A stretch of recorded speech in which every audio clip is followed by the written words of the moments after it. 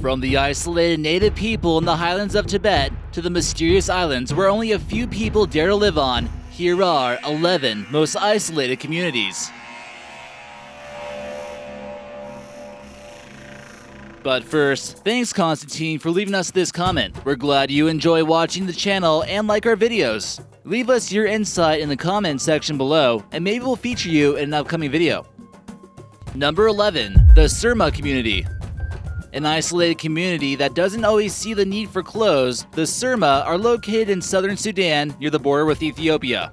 There's about 12 indigenous tribes in this area of Sudan, which is almost entirely cut off from the outside world. It's sort of a tough area to get to for foreigners, considering the infrastructure here is quite poor and the remote desolate mountains they live in don't necessarily make it any easier. Violence is also embedded into their society, and these stick fights can often result in death. These intense battles can involve as many as 20 people on each side, and it can even draw large crowds of spectators. They also don't tend to get along well with the neighboring indigenous tribe. Their most notable features are the bottom lip piercings by the females of this group. The lip is extremely stretched out to the point where it can be disturbing. The process also involves the removal of the two middle bottom teeth. This tribe recently is beginning to disperse due to their rival tribe gaining access to automatic weapons. Also, agriculture is beginning to fail for this society, and they will be spotted malnourished and searching for food in most cases. If you thought women's rights were bad in Western countries, try living here. Number 10. Itako Tormiut. Wait, hold on, so people actually live in Greenland? Is that right? This settlement in eastern Greenland is only accessible by helicopter or boats, and is home to about 450 people. The name was given by an Arctic explorer, William Scoresby, and the name translates to big house dwellers in the Greenland dialect. It's likely there's more polar bears, seals, and musk oxen living here than humans. The people living here are of Inuit descent, but rule technically under Denmark. It's one of the most remote towns in Greenland, and products are brought to this heliport since driving here is impossible. Local hunters are making a living from traditionally hunting polar bears, narwhals, Arctic foxes, and whales. The brutal winters and the nearly freezing summers make it certainly a challenge living here.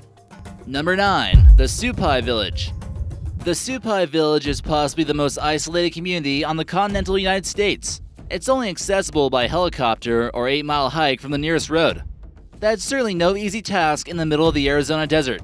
Located in the Grand Canyon State Park on the Havasupai Indian Reservation, it's still the only place in the US where the mail is actually delivered by mule. Due to its proximity to the Grand Canyon, it still manages to attract occasional tourists willing to make the 8-mile trek through the desert. The only other way to get here would be by kayak from the Colorado River, but we imagine that wouldn't be too much easier anyways. In the past, the village has been damaged by flash floods, and the trails were closed off, adding to its isolation. About 200 people call this desert village home, with 96% of them being Native American.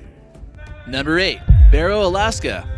Not too many places are more remote than Alaska, so one of the most remote cities in this state is sure to make our list. Barrow, Alaska is the northernmost city in the US, and not too far away is Point Barrow, the nation's northernmost point. The city's population is about 4,500 people and comprised of 60% of Native Americans or people of Inuit descent. And if you thought it might get cold here, you have no idea. The record low was recorded here at negative 56 degrees Fahrenheit. The average temperature here, just about negative 12 degrees Fahrenheit in January.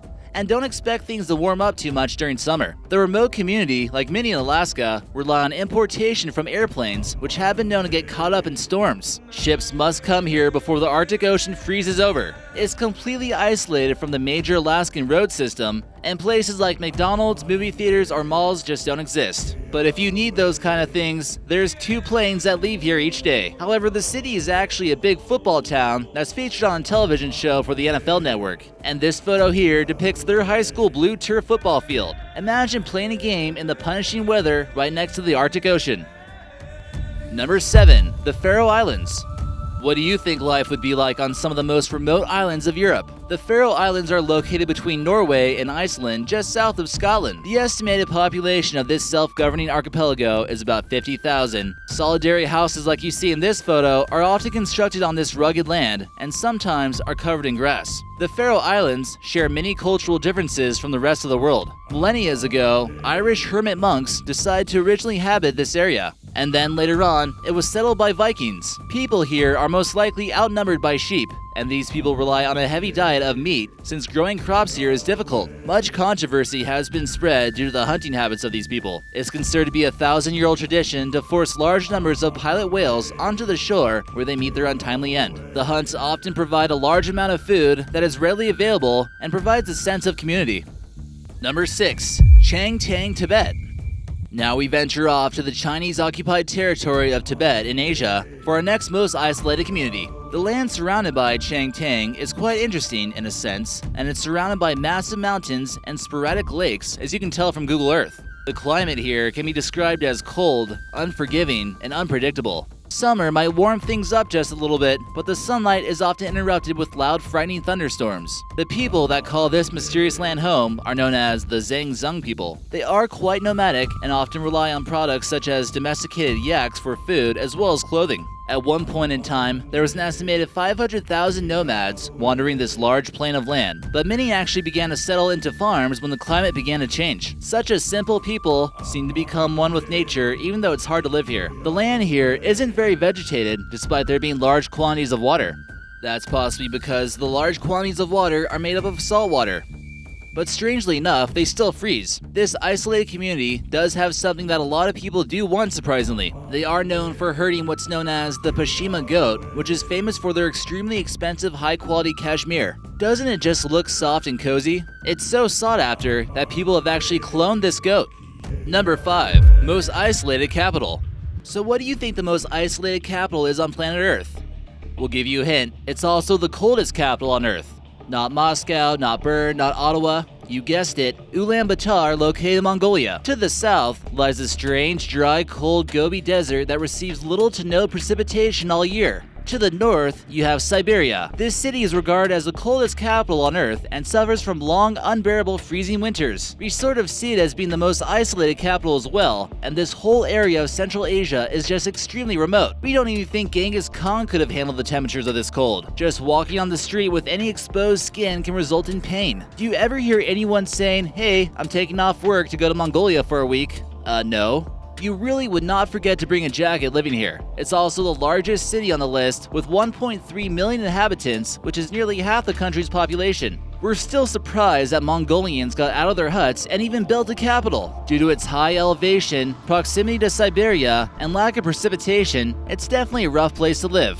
Due to a large amount of permafrost soil in Mongolia, it makes building foundations quite difficult. Before they built a capital, the Mongolians used to live in houses known as yurts. Number 4. Siwa Oasis. Within the vast Sahara Desert lies the Siwa Oasis, and one of the most isolated settlements in Egypt. Situated near the Libyan border, it's about 348 miles west of the capital of Cairo. Living here, however, is nothing new, and the earliest known settlers came here in the 10th century BC. Being completely surrounded by dry, inhospitable desert has allowed the Siwa people to develop a unique culture from the rest of the Middle East. It's often seen in their style of artwork, jewelry, and their same-sex marriage ceremonies. They also speak what's known as Siwi, or Oasis Berber, making them somewhat foreign to the eastern part of Egypt. Here in this photo, we see a girl wearing the traditional dress of the Siwa people grinding salt. The oasis is inhabited by about 30,000 Siwa Berbers, and the hot springs are occasionally known to attract tourists. If you're looking for some good dates, the people of the Siwa Oasis have been growing them for the past 3,500 years. Number 3. Monte Cristo. The tiny island off the coast of Tuscany, Italy, called Monte Cristo, has been shrouded in mystery since the 16th century. To this day, only 1,000 tourists are permitted to leave the nature reserve located in this island each year. On top of it, they have to wait 3 years in order to get the visa just to visit. Is there something the Italian government doesn't want people to find out here, or is it just to preserve the nature? This was also home to the famous French writer, Alexandre Dumas, who wrote The Three Musketeers. In the Count of the Monte Cristo, he told legends about there being buried treasure left by pirates here. Is it just a coincidence that excavations are also strictly permitted on this island? The current population of this island is labeled at only 2 people. Number 2. Szigetszen Miklós. The little Hungarian community is completely surrounded by water near the Danube River and is quite urbanized in comparison to the capital city. There's only 30,000 residents of this little town, but only a few hundred choose to live on these islands. Villagers enjoy hunting, fishing, and boating in order to stay self-sufficient. You don't really get a true sense of how isolated it is until you kind of roam around here on Google Earth. This photo here shows the tiny fishing community on the body of water known as Pebble Lake. Number 1. Tristan da Cunha. This island gets the nickname as the most remote inhabited island in the world because it sort of is. Tristan is on the tip of a volcano, thrusting upwards from the ocean floor, and by looking at the signs, you'll definitely feel a long ways from home. The elevation peaks at about 6,500 feet. The closest landmass is St. Helena, only about 1,500 miles away. It seems to be situated directly between the southern tips of Africa and South America, and is only accessible by navigating the brutal seas. You might imagine that life on the world's most remote island is a little bit rough, but people here enjoy a good standard of living. Crime seems virtually non-existent on the biggest settlement called Edinburgh of the Seven Seas. Many families own potato patches to grow their own food. Despite the good quality of living, an active volcano constantly threatens to destroy the city, and it almost did in the 1960s. It's not just people living here. The local rockhopper penguins are extremely popular among those who are somehow able to visit this isolated community.